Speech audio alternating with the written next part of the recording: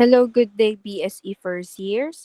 So, this will be our last lesson for our subject EDUC 60, the teacher and the community, school culture, and organizational leadership. Okay, so for this topic, we will be discussing the teacher as a leader of educational reforms. But before that, I want you to answer this question. So, as a future educator, what do you think will be your role in the school and in the society where you belong? And explain. So, for your answer, kindly leave a comment on this video. Ayan. So, whether it is on YouTube comment or it can be on the announcement that I made on our Google Classroom. Okay, so this will be graded, no? So all of your answers will be graded. Again, I will repeat the question. As a future educator, what do you think will be your role in the school and in the society where you belong? And explain. Okay? So I hope that you will answer that question, no? So let us start. So the teacher as a leader of educational reforms. Okay, so for this chapter, we will be focusing on the role of the teacher as a leader in educational reforms. Moreover, this lesson will also present some significant factors that pave the way for teachers to become teacher leaders. 'Di ba? Before I already told you that whenever the when you are a teacher, you are also a leader. Why? Because you are leading your students to their future role or to their future profession. Okay? So now let us start. So, introduction.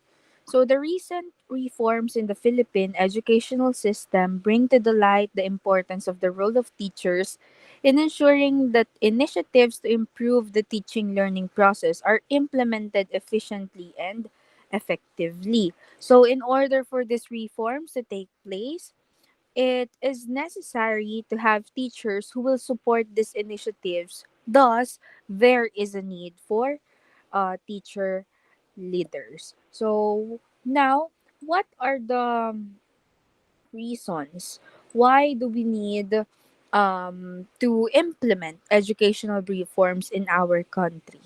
Okay, so first, teachers are in close coordination with the students. Of course, the teachers regularly interact with the students, and in the performance of their functions as teachers, they know firsthand how the reforms impact their students, 'di ba? We are the one yung may pinaka close yung interaction with the students. Next, teachers are aware of the new initiatives which directly influence the way they teach. So since teachers are the ones who implements the reforms in the classroom, so malaki ang nagiging epekto nitong mga reforms kung paano yung mga way ng pagtuturo ni teacher. Next, and the last one, teachers are also in direct communication with various stakeholders. So they are in close contact with colleagues, parents, and the community. As such, the relationship with these significant groups allows them to see how new initiatives in education affect the various stakeholders. So, being a teacher leader has been growing. A lot of studies are revealing that a great teacher leader can improve schools, the student achievement, and teacher retention. Okay, so um as with that, with the great teacher leadership, the school improves because like let's say for example, when school encounters problems or issues, they rely on an expert without any knowledge about the culture of the school. So most of the recommendations are not always followed because most lack of basic understanding. So teacher leaders are in the best position to address these issues because sila yung pinaka-aware doon sa mga reasons kung bakit nangyari yung isang issue. That is why there is a chance for the school to improve. Next, yung sinabi ko kanina na student achievement. Uh, we teachers, we are given the opportunity to make decisions in the classroom. So, with that, it can result to a long-lasting effect to the improvement of the performance of the students. And lastly, yung sinabi kong teacher retention, 'di ba? This may be brought about some personal circumstances, stress, working conditions, and isolation, 'di ba? But unlike other professions, teachers, we actually care for others teachers feeling, no? So ayun po. Having no one to discuss yung mga challenges encountered by the teachers may leave them to leave the profession, so that other teachers, so like the teacher leaders, do not only provide other teachers assistance, but also they play an important role in influencing the work environment to change in order to make it a deal for collaboration and growth. So, most likely, sino ba itong mga teacher leader na ito? Some of you will think that these are the master teachers, the key teachers, principals, and all, no? So, now let us move on with the definition of teacher leadership. So, teachers play a powerful role in effecting reforms in the classroom. So, teacher leadership roles should be studied in the light of what is needed by schools and students and how educational initiatives will be implemented, sustained, and managed. So, when we say teacher leadership, it has been defined in various ways. So, the definition attributed to teacher leadership revolve around functions within and those that extend beyond the classroom. First, teacher leadership involves administrative function. Next, teacher leadership involves collaboration. Teacher leadership includes sharing of best practices. Teacher leadership includes taking action. And lastly, teacher leadership includes role modeling. So, first, let us talk about teacher leadership involves administrative function. So, teacher leadership is often equated with administrative functions. Often, teachers who exhibit leadership qualities are given leadership functions outside the classroom. So teachers who are assigned as an administrator usually assume leadership and management functions. So leadership and management are two distinct concepts, but it should be assumed by teacher leadership. The leaders inspire change while the managers work on making sure that school operations continue to function efficiently and effectively. Although these are distinct concepts, teacher leaders who assume administrative roles should take on both functions. So, schools nowadays are confronted with a lot of issues, and these issues may revolve around content, pedagogy, beliefs, or values. So, administrators who are both teacher and manager will find means and ways to face the challenges of these external demands without losing sight of what is relevant to the school's vision and mission. And most important of all, you, the students. So, teachers, according to Danielson, become leaders because of certain qualities of or actions that they do. So in a study that attempted to look into the definition of teacher leadership, Cosenza 2015 found several ways how teachers views leadership. So aside from assuming formal roles, it includes collaboration, sharing of best practices, taking action, and role modeling. So remember, teacher leadership does not always refer to formal administrative rules. It is sometimes includes collaboration, sharing best practices, taking action, and role modeling. So that is for teacher leadership involves administrative function. Next, we have teacher leadership involves collaboration. So teacher leaders collaborate with others. Teacher leaders are beginning to see the important role that they play not only inside the classroom but also in terms of how to make improvements in the school for the benefit of the students and stakeholders. So gone are the days when the role or the sole responsibility of making decision relies on administrator or school heads. So teacher leaders are also making decisions inside the school. So when teachers collaborate, they bring with them with a vast wealth of knowledge and classroom experience since sila nga yung may pinaka-close coordination or close interaction with the students. So in which they could see the basis of decision. So through collaborating with others, teachers are able to come up with common decisions that are not only beneficial to their practice but at the same time to their students as well, because if you are aware, especially no with your subject teachers, kung previously with your junior high school or elementary or senior high school days, you have your advisor, right? And then if one of your classmates have a problem, your advisor will ask your subject teachers what do they think the best decision will be made for that student. Siyempre, we also collaborate how or what are the effective ways to encourage that student to exert more effort in his or her studies.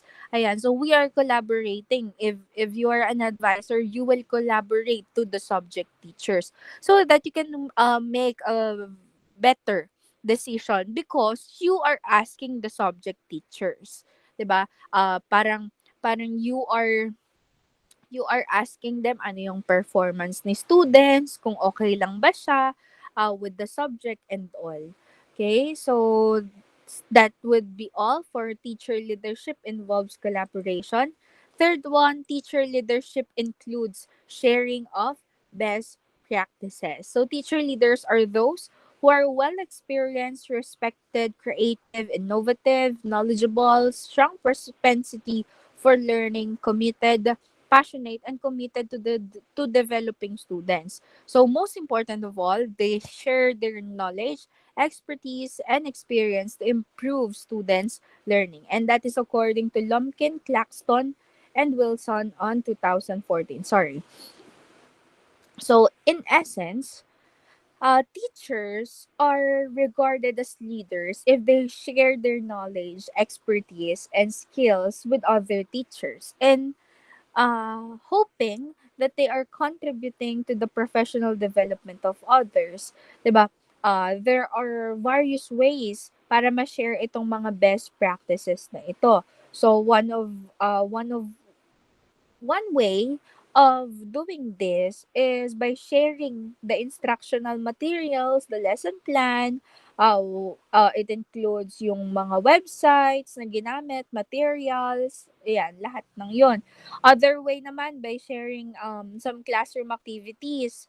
Ano yung mga strategies when it comes in developing lessons, when it comes in making lesson plans, in like the way that you are grading the students. So we are also sharing that. And lastly, sharing practices by showing other teacher the works of the students. With these evidences, yung mga ginawa ng mga students, teachers will be able to know that certain strategies work and that this can be replicated. Ayan. So, before, I was the only one. I don't know if some of our instructors are also doing it right now.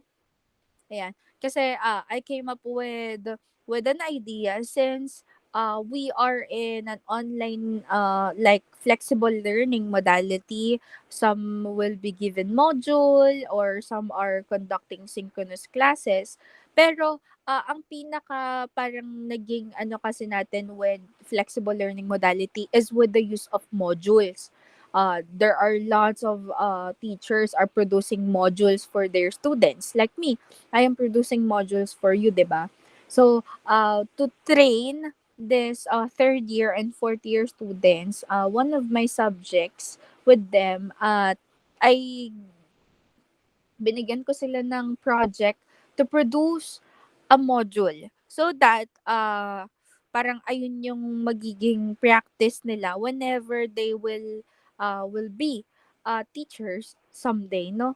Parang ayun na yung pinaka training ground nila how to make a module, no? So that is commended by the accreditors, and I hope some of the instructors will be also doing it. Kasi that would be the best practice for our teachers, for our future teachers. Okay, next one, teacher leadership involves taking action.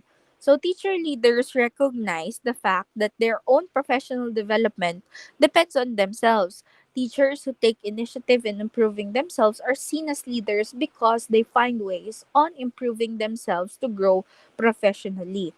So, we your teachers, we are improving our professional development. So we see the value of doing further research and attending some programs to hone our skills and to grow our knowledge. Ayan nga no, I am currently taking my master's degree so that I can grow professionally. Next po, and the last one, teacher leadership includes role modeling. So teachers who are seen as leaders exhibit exemplary actions that are regarded as a means to guide students and teachers. So these teachers usually exhibit professional dispositions that are worth emulating and personal traits that would serve as motivation for others to follow. So teachers, they become role models in sharing resources, instructional expertise with others, specializing curriculum, supporting classroom, facilitating learning, leading the school, mentoring, and facilitating learning. So, aside from those, teacher leaders who act as role models make sure that they not only notice the challenges faced by the students inside the classroom, but they are also making a solution with those problems. So an effective teacher leader should be able to accept responsibilities. Teacher leaders also uh uses data before making any educational decision. So teacher leaders are lifelong learners. So they never cease to learn, but they pursue further studies, attend classes, join workshops, and gives priority to continuing professionalism with the school, the students, and the colleagues or co-teachers themselves. Okay? So, to end this topic, I will leave a picture. So, leadership, ayan. So, when we say leadership, you empower people, you inspire people, you lead change, and you shared vision. Now, ano yung connection neto? So, being a leader, you are also a teacher. Why? Because you are teaching your subordinate, you are empowering them, you are inspiring them, you are sharing your vision, and with that way, they you will lead them to change. You are teaching them, no, for good. And that would be all. So to be a teacher leader means to be a teacher who has the best interest of the students at the forefront of their teaching, practices. And that is according to Linda Radek. So, do you have any questions, clarifications? So you can just leave a comment on the announcement that I will make on our Google Classroom. So that would be all for this video lecture. Thank you very much. By the way, I will just show again our question that you will answer, no, on the comment section, either on YouTube or on the Google Classroom announcement. So again, this is the question. As a future educator, what do you think will be your role in the school and in the society where you belong? And explain. So I hope that everyone is doing good, that you are happy and safe. So thank you very much for listening. God bless everyone. Stay safe and healthy.